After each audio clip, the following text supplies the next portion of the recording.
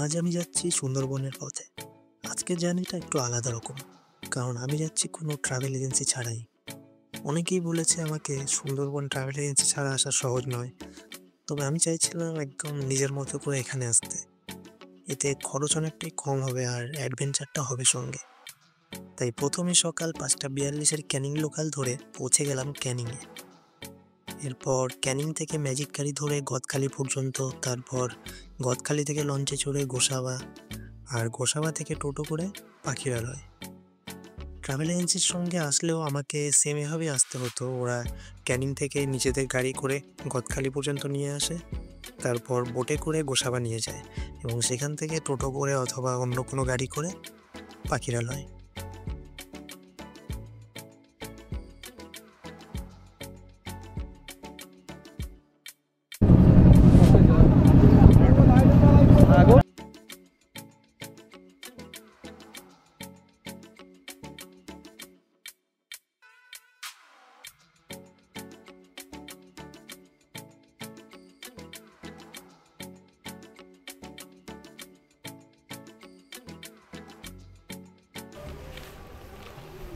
Finally এখন পৌঁছে গেলাম সুন্দরবনে পাখিরালয়ে। পাখিরালয় না এটা? এখন হোটেল খুঁজছি, জানি না কোথায় হোটেল খুঁজে পাবো। এখানে অনেক সুন্দর সুন্দর হোটেল দেখা যাচ্ছে, কিন্তু এখন চুজ করে নিয়েছি, এখন চুজ করা হয়নি। নদীটার নাম হোটেল তারা না, হোটেল না, নদীটার নাম যেন কি ছিল? দত্তা নদী। দত্তা নদীর সামনে, দত্তা নদীর কাছাকাছি একটা হোটেল আছে, সেই হোটেলটাতে যাচ্ছি, দেখি কেমন।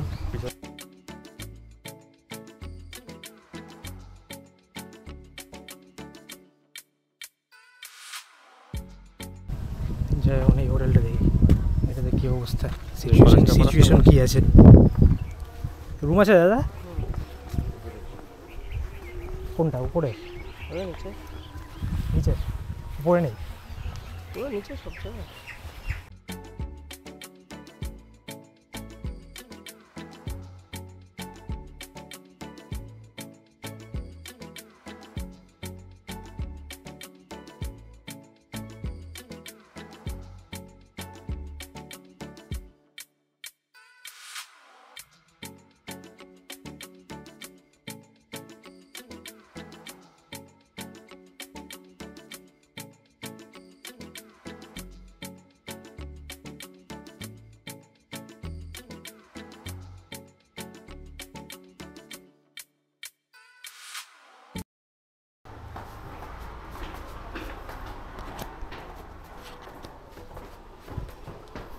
এই যে আমাদের হোটেল ভাগ্যলক্ষ্মী।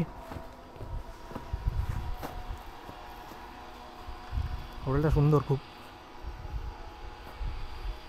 জায়গাটা বেশ সুন্দর। সামনে এখানে বসার জায়গা আছে, এখানে একটা ছোট পুকুরের মতো আছে।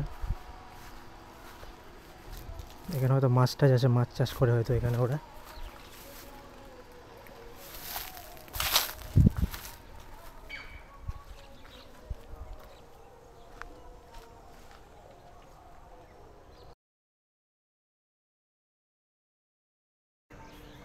এখন বাজে সকাল 8টা। আমি আছি হোটেলে, আমার হোটেলে। এখন এখান থেকে যাব জঙ্গল সাফারিতে। আজ সারাদিন ওখানে ব্রেকফাস্ট, লাঞ্চ সব কিছু ওখানেই হবে। তো এটা একটা নতুন এক্সপিরিয়েন্স হবে, দেখি কীরকম লাগে সারাদিন নদীর মাঝখানে।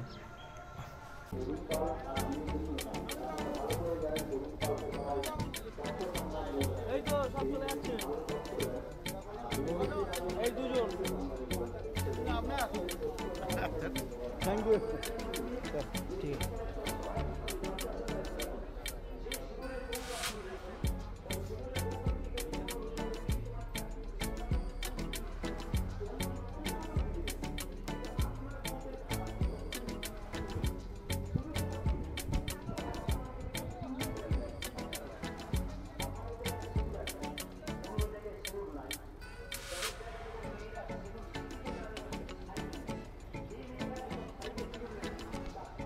এটা হচ্ছে আমাদের বোটের নিচে, এখানে ডরমিটরি শোয়ার ব্যবস্থা আছে, যেখানে রুম আছে ছোট ছোট।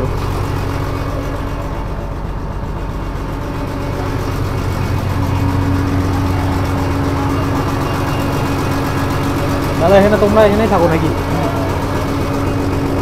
আমরা এই বোটের মধ্যে থাকি হ্যাঁ, সারা রাত, আমরা কাস্টমার তুলে নিয়ে আবার। আচ্ছা।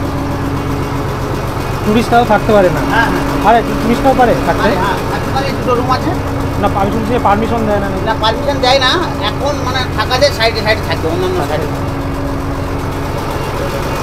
এখানে রান্না হচ্ছে নাকি? এখানে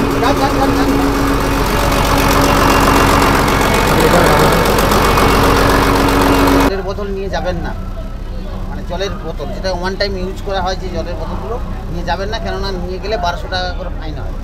ব্যাগের মধ্যে থাকলো। ব্যাগের মধ্যেও রাখলে হবে না, বোটের মধ্যে রেখে যাবেন, ঠিক আছে? এবার যদি আপনারা নিয়ে যান, যা ফাইন হবে আপনারা ভরবেন, ঠিক আছে? আর আমাদের বোটের নাম আজকের আছে সুন্দরবন চলো। আমরা সব একই গ্রুপের সঙ্গে সবাই থাকবো আর একভাবেই যাব, কেননা ওখানে একজন যদি এদিক ওদিক হয়ে যায় তাহলে আর আমরা কাউকে খুঁজে পাবো না, কেন অনেক লোকের ভিড় আছে। তাহলে আমরা সবাই সবাইকে ফলো করব আর একইভাবে যাব, ঠিক আছে? আর ওখানে পারমিশন করাবো, একটা গাইডও পাবো, সেই গাইডটা নিয়ে আমরা একভাবে যেতে থাকবো, আগাতে থাকবো। ঠিক আছে।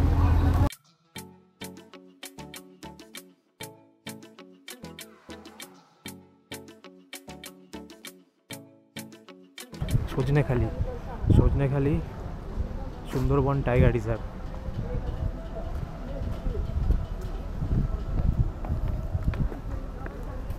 তো হয়ে গেছে, এই পুকুরে ছাড়া আছে। এখানে 120 পিস দেখা কচ্ছপ যায় আছে। কিছু কিছু সময় ধারে ওঠে বড় বড়, যেগুলো নদীতে থাকে, যে হ্যাঁ।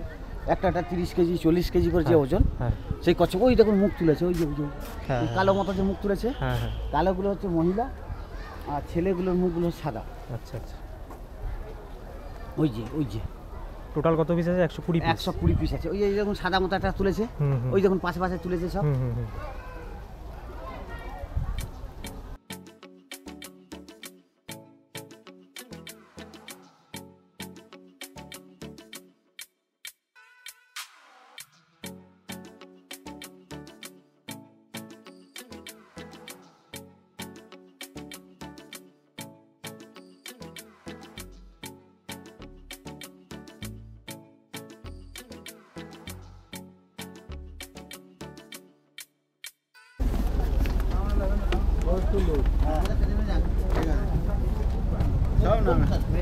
স্যার আসুন, স্যার দাঁড়াবেন না, নিচে দাঁড়াবেন না, ওই চলে যান উপরে। ব্যাপার কি তোমার কি চলো চলো চলো যাচ্ছি। হ্যাঁ এতে যে ব্যাপার ব্যাপারটা কি আছে ডোবাঙ্কি ক্যাম্প।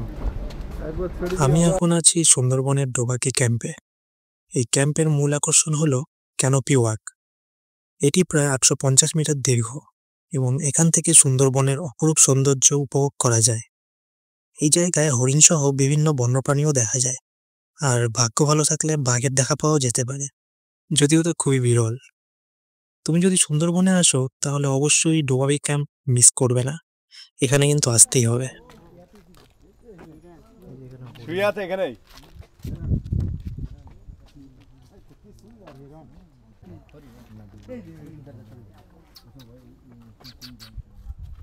সিং নেই হরিণে যে মাছ।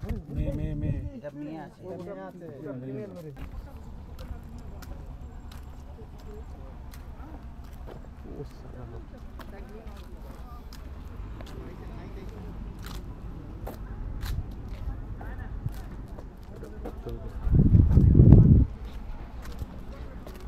আমরা এখন আছি ডোবাঙ্কি ক্যাম্পে। এখানে পুরোটাই ম্যানগ্রোভ, এগুলো সব সুন্দরী গাছ।